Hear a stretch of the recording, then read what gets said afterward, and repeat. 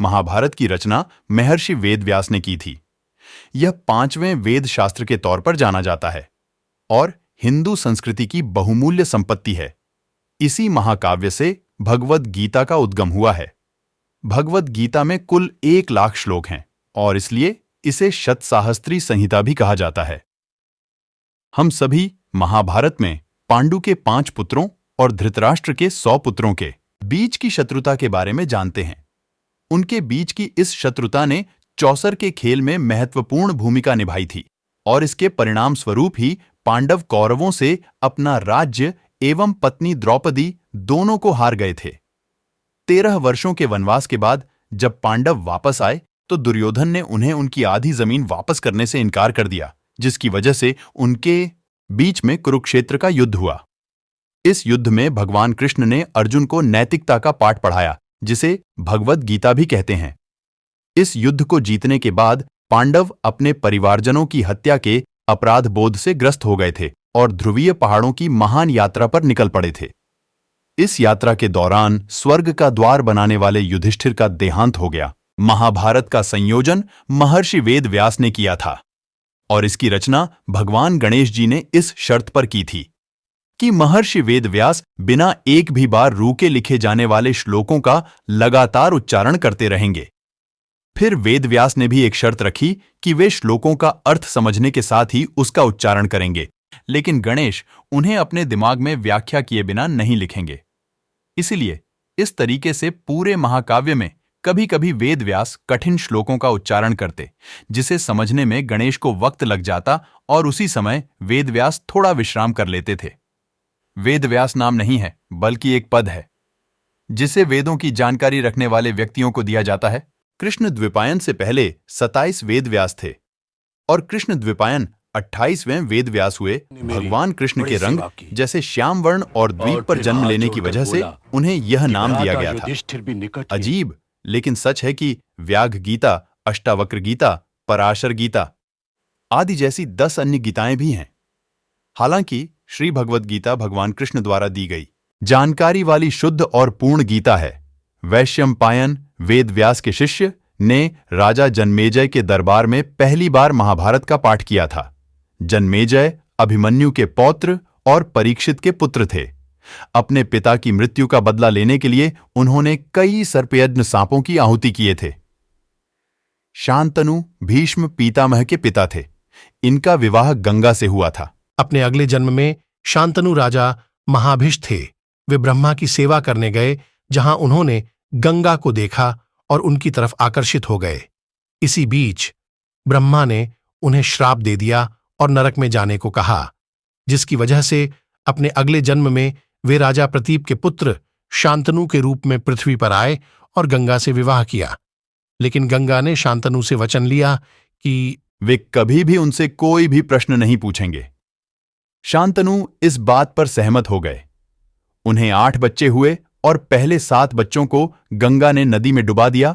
उन्होंने कभी कोई प्रश्न नहीं पूछा, लेकिन जब गंगा अपने 8वें बच्चे को डुबो रही थी, वे क्रोध से भर उठे और गंगा से इसकी वजह पूछी। तब गंगा ने उनसे उनके पिछले जन्म और भगवान ब्रह्मा के श्राप के बारे में बताया। इसके बाद वह उनके 8वें बच्चे के साथ चली गई। धर्म ग्रंथों के अनुसार 33 मुख्य भगवान हैं और उनमें से एक हैं अष्टवसु, जिनका जन्म शांतनु और गंगा के पुत्र के रूप में हुआ था। उनकी 8वीं संतान भीष्म थी। शांतनु का दूसरा विवाह निषाद की पुत्री सत्यवती से हुआ और उससे उनके 2 बच्चे चित्रांगद और विचित्रवीर्य हुए।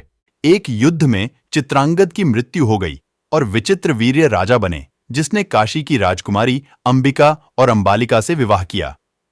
महाभारत में विदुर यमराज के अवतार थे। ये धर्मशास्त्र और अर्थशास्त्र के महान ज्ञाता थे।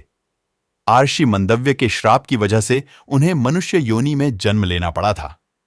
कुंती ने अपने वे कुंती की सेवा से प्रसन्न हुए और उसे एक चमत्कारी मंत्र बताया। इस मंत्र के माध्यम से कुंती किसी भी भगवान से बच्चा मांग सकती थी। इसलिए विवाह के पहले कुंती ने सूर्य देव से शिशु की मांग की और कर्ण का जन्म हुआ। आर्षि किंदम की श्राप की वजह से पांडु ने साम्राज्य छोड़ दिया था और सन्यासी बन गए थे। कुंती और माद्री भी उनके साथ वन में रहने लगी। यहां दुर्वासा के मंत्र से धर्मराज युधिष्ठिर का जन्म हुआ। इसी प्रकार वायुदेव से भीम, इंद्र से अर्जुन का जन्म हुआ। कुंती ने यह मंत्र माद्री को बताया और सहदेव का जन्म हुआ। इसके बाद उसके घी से भरे घड़ों को 2 वर्षों तक रखा और पहले घड़े से दुर्योधन का जन्म हुआ और उसी दिन भीम और फिर बाकियों का। जन्म के बाद दुर्योधन गधे के जैसे रोने लगा और इसी वजह से गिद्ध और कौवे शोर मचाने लगे। विदुर ने धृतराष्ट्र को कहा कि वे दुर्योधन को मार डालें क्योंकि वे उनके परिवार का नाश कर देगा, लेकिन अपने बच्चे से प्रेम ने उन्हें ऐसा करने नहीं दिया। दुर्योधन का वास्तविक नाम सुयोधन था। हम सभी जानते हैं कि महाभारत में दुर्योधन ने चौसर का खेल जीता और युधिष्ठिर से द्रौपदी को दुर्योधन की बाईं जंघा पर बैठने को कहने के लिए कहा। इसी वजह से वह खलनायक के रूप में जाना गया। लेकिन उस समय पत्नी को पुरुष के बाईं जंघा या बाईं तरफ और पुत्रियों को दाईं जंघा या दाईं तरफ रखा जाता था। आमतौर पर लोग 6 पक्षीय पासे के बारे में जानते हैं। अजीब बात यह है कि जिस पासे से शकुनी ने पांडवों को चौसर के खेल में हराया था, उसके 4 ही पक्ष थे और वे पासे किस चीज से बने थे इसके बारे में किसी को पता नहीं था। कहा जाता है कि महाभारत धर्म के बारे में शिक्षा देता है और कई लोग इसे सत्य और झूठ से जोड़कर भी देखते हैं, लेकिन महाभारत में कहीं भी किसी भी उदाहरण में सत्य या झूठ को परिभाषित नहीं किया गया है। महाभारत का प्रत्येक कार्य उसके पात्रों की वर्तमान स्थिति पर निर्भर करता है। भविष्यवाणी करने के लिए ज्योतिषी नक्षत्रों पर निर्भर रहते थे, क्योंकि महाभारत युग में कोई राशि चिह्न नहीं था।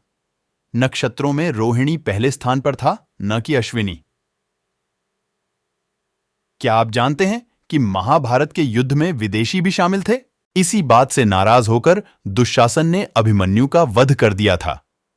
अभिमन्यु की मौत के लिए चक्रव्यूह की रचना करने वाले 7 महारथियों को उसकी मौत का कारण माना जाता है, लेकिन यह पूर्ण सत्य नहीं है। अभिमन्यु ने दुर्योधन के पुत्र की हत्या की थी, जो 7 महारथियों में से एक था। इसी बात से नाराज होकर दुशासन ने अभिमन्यु का वध कर दिया था। क्या आप जानते हैं कि इंद्रलोक की अप्सरा उर्वशी ने अर्जुन को श्राप दिया था, क्योंकि वह उर्वशी को मां कहकर बुला रहा था, जिस पर उर्वशी को गुस्सा आया और उसे श्राप दिया कि वह एक हिजड़ा बन जाएगा। इस पर भगवान इंद्र ने अर्जुन से कहा कि यह श्राप 1 वर्ष के अज्ञातवास के दौरान तुम्हारे लिए वरदान बन जाएगा और उस अवधि के समाप्त होने पर वह फिर से अपना पुरुषत्व प्राप्त कर लेगा। वन में 12 वर्ष बिताने के बाद पांडवों ने 13वां वर्ष राजा विराट के दरबार में निर्वासन में बिताया। अर्जुन ने अपने श्राप का प्रयोग किया और बृहन्नला नाम के हिजड़े के रूप में वहां रहा। भगवान कृष्ण ने अर्जुन को उसके अधूरे वरदान के बारे में याद दिलाया था, यानी जब अर्जुन ने वन में प्रवास के दौरान दुर्योधन की जान बचाई थी, तब दुर्योधन ने उससे वरदान मांगने के लिए कहा था और अर्जुन ने उपयुक्त समय आने पर मांगने की बात कही थी।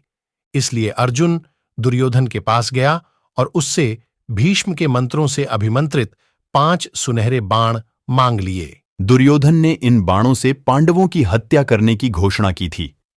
जब अर्जुन ने उन 5 सुनहरे बाणों की मांग की, तब दुर्योधन भयभीत हो गया, लेकिन उसने वचन दिया था, इसलिए उसे बाण देने पड़े।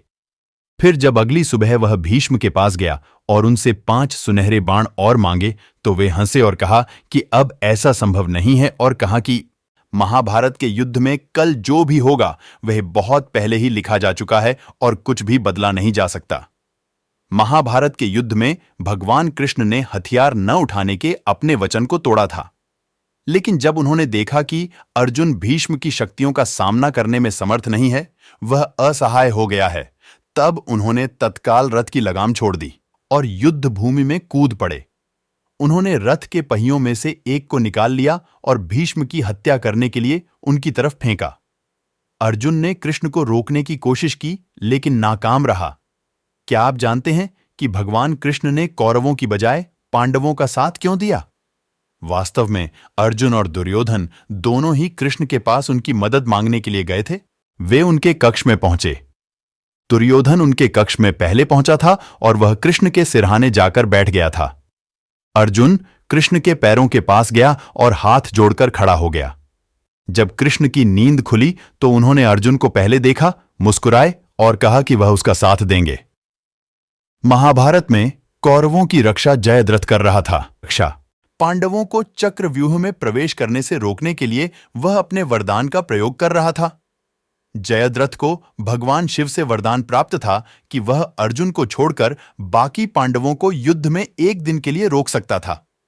अर्जुन को भगवान कृष्ण का संरक्षण प्राप्त था, इसलिए वह इस वरदान से बाहर रहा। लेकिन जब अर्जुन के पुत्र की चक्रव्यूह में हत्या हुई, तब बाद में अर्जुन ने जयद्रथ को अपने बाण से मार डाला।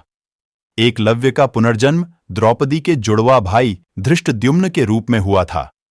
रुक्मणी के अपहरण के दौरान कृष्ण ने उन्हें मार डाला था। इसलिए गुरु दक्षिणा के तौर पर कृष्ण ने उन्हें पुनर्जन्म लेने और द्रोणा से बदला पूरा करने का वरदान दिया था। दुर्योधन ने भगवद गीता सुनने से यह कहकर मना कर दिया था कि वह सही और गलत के बारे में जानता है। उसने यह भी कहा कि कुछ शक्तियां हैं जो उसे सही मार्ग चुनने नहीं दे रहीं। अगर उसने कृष्ण की बातें सुनी होती तो युद्ध टाला जा सकता था। आश्चर्य की बात है, द्रौपदी देवी दुर्गा की अवतार थीं। एक बार देर रात भीम ने द्रौपदी को मां दुर्गा के रूप में देखा। वह भीम से खाली कटोरे में भीम का खून मांग रही थी। मृत्यु से डरा हुआ उसने यह पूरी कहानी अपनी मां कुंती को सुनाई। फिर उन्होंने द्रौपदी को भीम को कभी दुख न पहुंचाने के लिए कहा। नश्वर होने के नाते द्रौपदी को वचन देना पड़ा और ऐसा करते समय वह अपने होंठ काट लेती है। कुंती अपने कपड़े के किनारे से उनके होठों पर लगे हुए खून को साफ करती है और वचन देती है कि भीम उसके लिए कटोरा भरेगा।